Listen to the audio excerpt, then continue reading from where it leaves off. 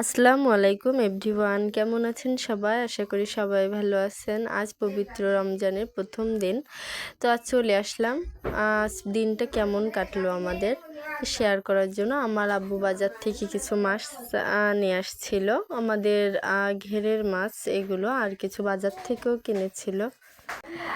বড় নাতি বলে কথা, আসলে প্রথম যে নাতিটা থাকে কিন্তু সবারই একটু বেশি আদরের থাকে। আমার বাবু একটু চিংড়ি মাছ বেশি পছন্দ করে, তাই আমার আব্বু কিনে নিয়ে আসছিল। আমার আম্মু ওগুলো বেছে বেছে আলাদা করছিল কাটার জন্য, আর আমি দাঁড়িয়ে দেখছিলাম। তো এর সাথে কিছু ছোট মাছও এনেছিল, যেমন পুঁটি মাছ, বিভিন্ন ধরনের মাছ, ট্যাংরা মাছ, অনেক মাছ। আসলে এরকম ঝুড়ো মাছ কিন্তু খেতে অনেক ভালো লাগে, আমার তো খুবই ভালো লাগে। আপনাদের কেমন লাগে জানি না। তো এক ঝাঁকিতে করে ঢেলে ওই চিংড়িগুলো আলাদা করে আমি কাটছিলাম, আর আমার আম্মু কেটে নিচ্ছিল। তারপরে আমি ইফতারের জন্য সব কিছু রেডি করছিলাম, কিছু পেঁয়াজ কেটে, আর ডালটা আমি ব্লেন্ডার করে নিয়েছিলাম।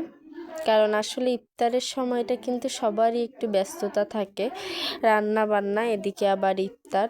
তো সব কিছু আম্মুর সাথে আমি একটু গুছিয়েই দিচ্ছিলাম।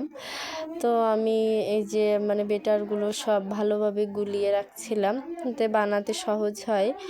তো আমি এই যে মিশিয়ে নিচ্ছিলাম পেঁয়াজির ইয়েটা, এগুলো ভালো করে মিক্সড করে আমি পাশে রেখেছিলাম। এবার আমি বেগুনির জন্য যেটা করব সেটা তৈরি করছিলাম। তো আমি বেসন নিয়ে বেগুনিতে আমি কিন্তু চালের গুঁড়া একটু ইউজ করি, যাতে আপনার এটা মচমচে সুন্দর হয়।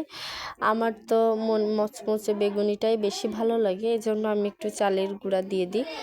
আপনারা একদিন ট্রাই করে দেখবেন, আসলে এই রেসিপিটা কিন্তু অনেক ভালো। তো এই যে আমি এটা ভালো করে গুলে, আমার আম্মু ওদিকে ছোলা সিদ্ধ করছিল, আসলে কেউ পাশে ছিল না, তাই ওটা পানি আর কি নিচে পড়েও গেছিল।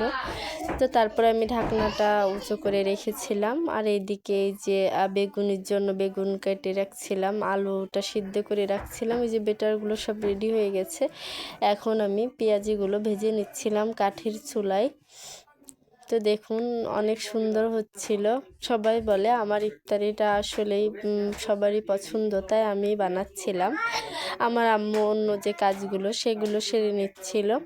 বেগুনিগুলো ভেজে আমি পেঁয়াজি সব কিছু একবারে ভেজে নিলাম। তারপরে এই যে সব রেডি হয়ে গেছে। আমার ছোট ভাই ও রোজা রাখছিল, ও সব কিছু সুন্দরভাবেই গোছাচ্ছিল। আসলে এত তাড়াহুড়ার সময়ও অল্প, প্রথম দিন এত ব্যস্ততার জন্য আসলে পুরোপুরি ভিডিওটা ওইভাবে করতে পারছিলাম না। আমার ভাই যে শরবত গোলাচ্ছিল, আসলে দেরি হয়ে গেছিলো। তো আমি আমার কাকি যারা আছেন আশেপাশে সবাইকে দিয়ে আসছিলাম। এবার আমি মুড়ি মাখাবো, এটাই বেশি স্পেশাল, সবাই এটা করেন, আমরাও করি।